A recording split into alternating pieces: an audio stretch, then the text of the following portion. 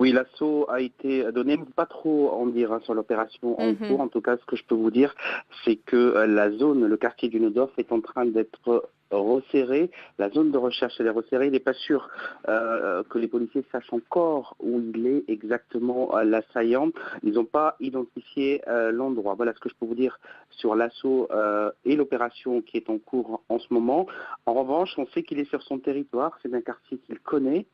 Donc les policiers sont très prudents. Ils avancent lentement, presque rue par rue, pour essayer de le localiser, de le loger, comme ils disent, parce qu'il s'agit d'abord de le fixer physiquement pour plus qu'il bouge. Pour l'instant, il est plutôt fixé. Le quartier est encerclé. Ce sont les policiers du RAID, les policiers spécialisés dans ce genre d'opération, qui sont à la manœuvre. C'est eux qui ont pris les choses en main.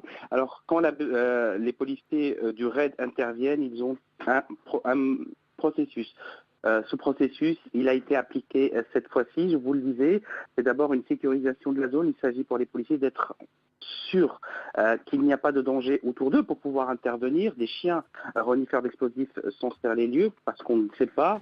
Il a pu piéger les alentours. En tout cas, ils sont sur la garde, les policiers. Ensuite, il s'agit pour les négociateurs du RAID, ce sont des policiers et psychologues spécialisés dans ce genre de démarche, d'essayer de rentrer en contact le plus rapidement possible. C'est une priorité pour les policiers du RAID en ce moment, essayer de rentrer en contact avec l'individu, d'abord pour avoir son état d'esprit, ensuite pour essayer de comprendre comment il fonctionne. Ils ont quelques éléments sur son profil, à la fois physique et psychologique. Il a 29 ans, il est né à Strasbourg, il a grandi dans Strasbourg, c'est chez lui, et il a fréquenté les milieux islamistes de Strasbourg.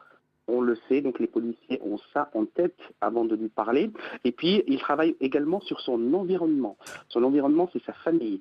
Ils sont en contact tout de suite avec la famille pour essayer de l'atteindre le plus rapidement possible, pour essayer d'entrer en contact avec lui. Il travaille sur son entourage, sa famille, en tout cas les personnes qui sont autour de lui. C'est plus simple pour les policiers, ils peuvent aller plus vite parce qu'il est déjà fiché au FFRPT, le fichier qui recense les personnes les plus radicalisées. C'est pour ça qu'il a été fiché S. Ça ne veut pas dire qu'il a été suivi en permanence, mais on sait qu'il y a eu une perquisition ce matin chez lui. Les policiers le perquisitionnaient pour une affaire de braquage, une affaire de droit commun. Et la surprise des policiers a été la découverte de ces armes de guerre, des armes lourdes qui ont été découvertes chez lui, mais lui, il n'y était pas, il a pu prendre la fuite. En tout cas, ils n'ont pas pu l'appréhender à ce moment-là. D'où également pour les policiers cette idée en tête qu'il est acculé, qu'il va falloir faire attention. Il est jusqu'au boutiste. Le profil qu'il a commence à se dessiner un petit peu en creux, à la fois psychologique et sur ses intentions. Donc c'est pour cette raison que les policiers avancent prudemment. On ne peut pas tout dire sur l'intervention qui est en cours et révéler les procédures des policiers, évidemment, dans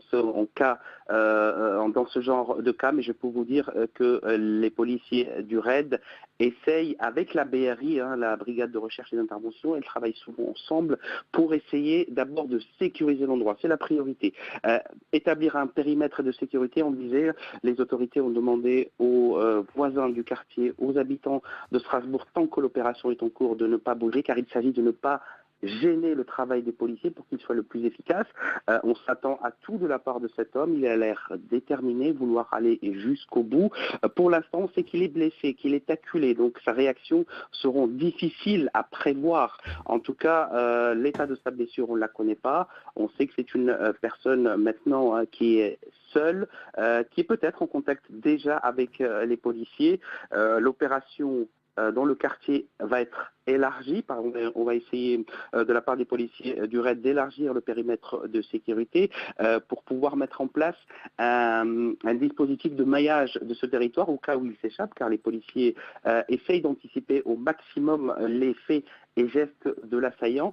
C'est pour cette raison-là que je vous le disais, ils vont essayer le plus rapidement possible. C'est leur priorité d'entrer en contact avec lui et de travailler autour de son environnement, autour de sa famille. Je vous remercie Karim, vous revenez vers nous évidemment.